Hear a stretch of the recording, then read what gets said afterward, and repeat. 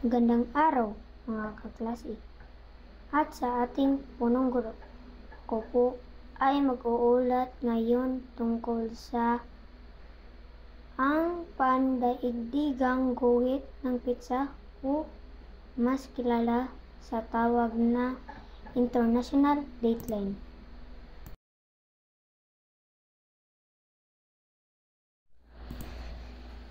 Hindi ba kayo nagtataka kung paano nagiging magkakaiba ang bawat oras ng mga bansa sa buong mundo?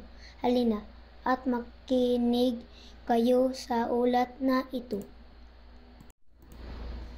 Ang nakikita niyo ngayon ay isang mapa na nagpakita ng pandaigdigang guhit ng pitsa o International Dateline.